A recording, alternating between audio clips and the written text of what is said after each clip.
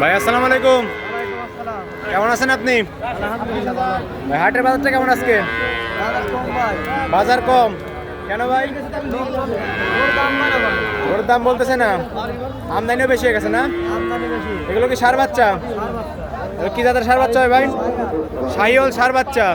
এগুলো বয়স কেমন থাকবে ভাই? 5-6 মাস করে। দাম চাচ্ছেন কেমন এগুলার?